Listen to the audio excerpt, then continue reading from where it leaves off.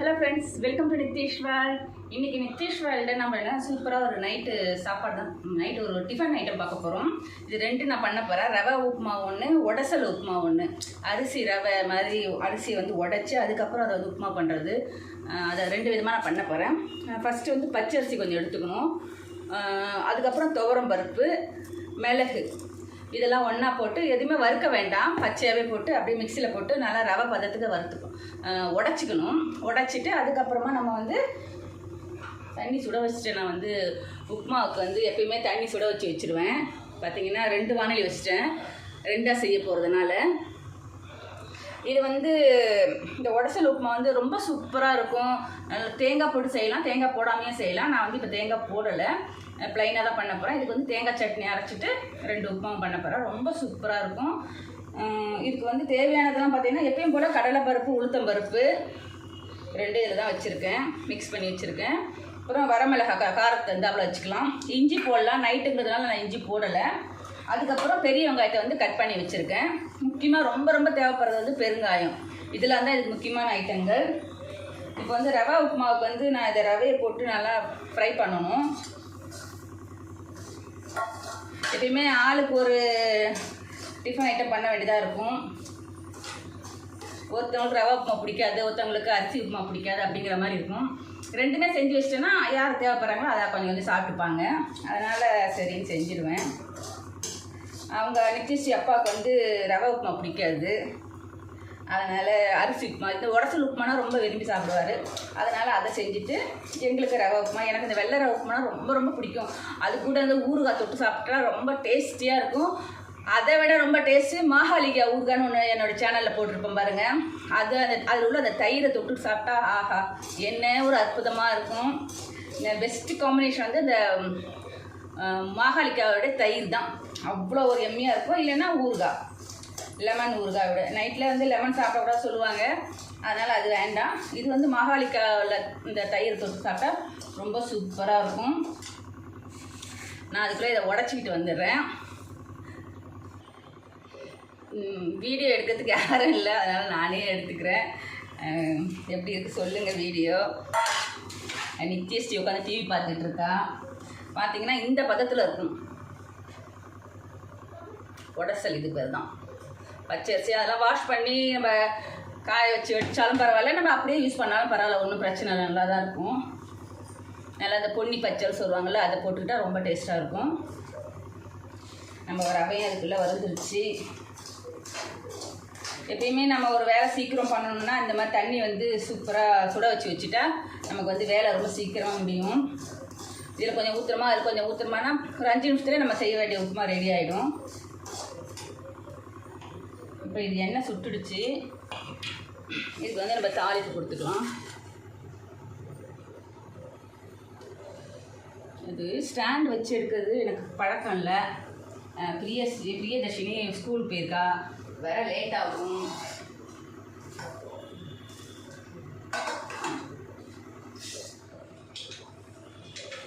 கடுகு போட்டாச்சு.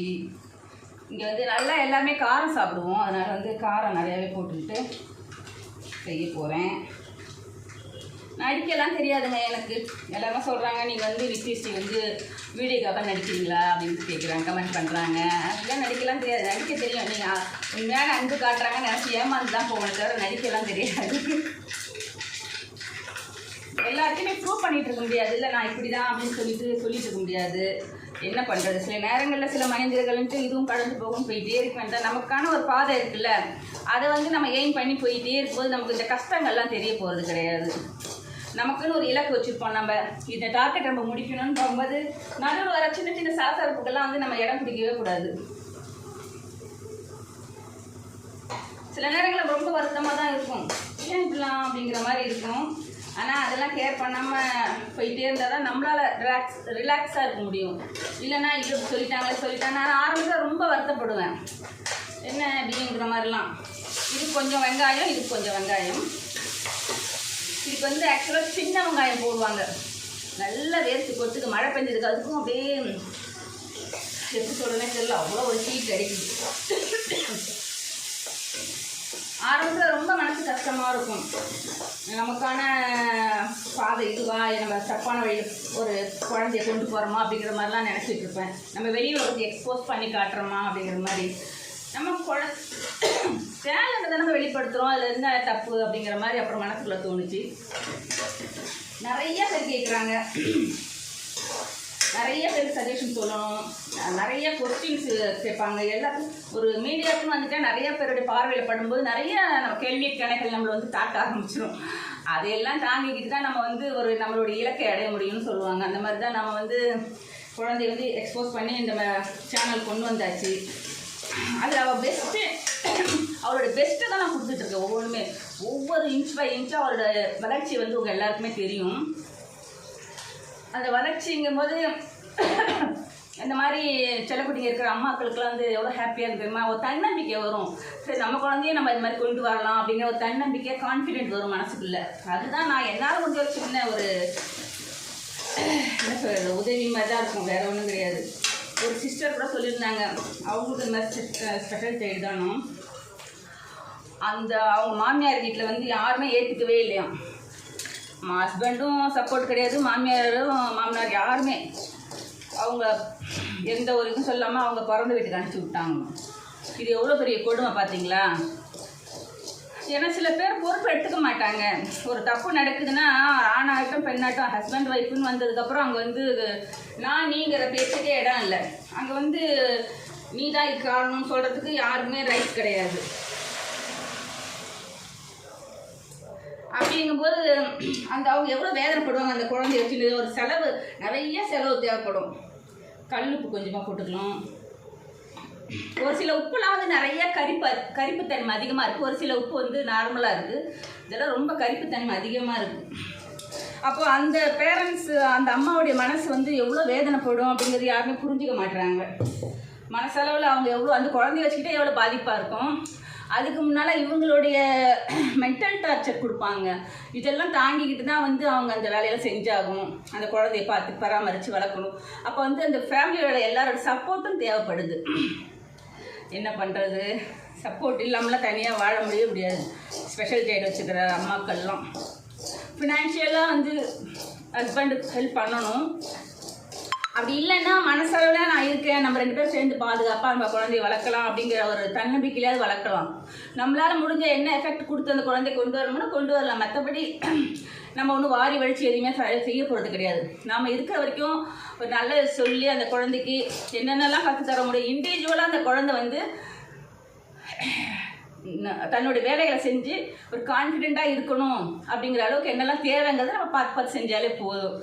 அதுதான் வந்து நம்ம செய்யணுமே தவிர மற்றபடி காசு பணம்லாம் இங்கே முக்கியமே கிடையாது. அந்த குழந்தைங்களுக்கு நான் சொல்கிற மாதிரி எல்லாமே தெரியும், சகலமும் தெரியும். நம்ம மோட்டிவேட் பண்ணி சிமுலேட் பண்ணி கொண்டு போயிட்டோன்னா ஓரளவுக்கு முடிஞ்ச அளவுக்கு வந்துடுவாங்க. அவங்க பார்த்திங்கன்னா தண்ணி ஊற்றின உடனே கொதிக்க ஆரம்பிச்சிருச்சு. அதுதான் அந்த மாதிரி தண்ணி சுட வச்சு ஊற்றும் போது உள்ள ஒரு டெக்னிக். அந்த மாதிரி சின்ன சின்ன விஷயங்கள் தான் நமக்கு எவ்வளோ பெரிய மன உளைச்சலை தருது தெரியுமா. நானும் இதெல்லாம் கடந்து வந்துட்டு எனக்கு எப்பயுமே கொஞ்சம் கான்ஃபிடென்ட் அதிகம். என்னால் முடியும் அப்படிங்கிறது சின்ன வயசுலேருந்தே கொஞ்சம் பவர் எனக்குள்ள ஒரு என்ன சொல்கிறது தன்னம்பிக்கை அதிகம். அம்மா கொடுத்த தன்னம்பிக்கை தான் அது எல்லா விஷயத்துலையுமே. இப்போ பொம்பளை பிள்ளைங்க எதுக்குமே சோர்ந்து போகக்கூடாது, நம்மளால் முடியும் அப்படிங்கிற மாதிரி இருக்கணும்னு அம்மா சொல்லுவாங்க அடிக்கடி. அம்மா என்ன ஆசைப்பட்டாங்க, வேலைக்கு போகணும், சுய காலில் நிற்கணும்னு ஆசைப்பட்டாங்க. பட் நாங்கள் எல்லாருமே படித்தோம், ஆனால் வேலைக்கு தான் யாருமே போகலை. என்ன பண்ணுறது, சினிமா கூட போனது இல்லைங்க. நாங்கள்லாம் சொன்னாக்கா சொல்லுவாங்க எல்லாம் அவங்க ஹஸ்பண்ட் கூட போவாங்க சினிமாவுக்கு, ஆத்துக்கார் கூட சினிமாவுக்கு போங்கன்னு சொல்லிட்டு கடைசியில் நான் இருக்கிற ஊரில் சினிமா தேட்டரே கிடையாது.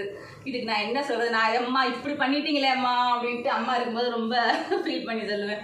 சினிமாவுக்கு போனால் 1 hour ட்ராவல் பண்ணி பக்கத்து ஊருக்கு தான் போகணும். இப்படிப்பட்ட ஊரில் தான் இருக்கேன். அப்படிங்கும்போது நான் எங்கே வேலைக்கு போகுது சொல்லுங்க பார்ப்போம். நமக்கு இதுவே வந்து கரெக்டாக இருக்கும். கடையை பார்த்துக்கணும், வீட்டை பார்த்துக்கணும். இப்போ நித்யஸ்ரீ பார்த்துக்கணும். எனக்கு ரொம்ப நான் அது வந்து ரொம்ப ப்ரெஷராக எடுத்துக்க மாட்டேன். முடிஞ்ச அளவுக்கு போயிட்டே இருப்பேன். இப்போ ஃபிசிக்கலாக பல ப்ராப்ளம்ஸ் வர்றதுனால அதில் கொஞ்சம் டவுன் ஆகிறேன் தவிர மற்றபடி தன்னம்பிக்கைலாம் விட்டுற மாட்டேன். முடிஞ்ச அளவுக்கு போராடணும் அப்படிங்கிற தன்னம்பிக்கை இருக்குது நிறையாவே. யாருக்கு என்ன செய்யணுமோ செஞ்சு கொடுக்கணும், சந்தோஷமாக இருக்கணும், அவ்வளோதான். குழந்தைய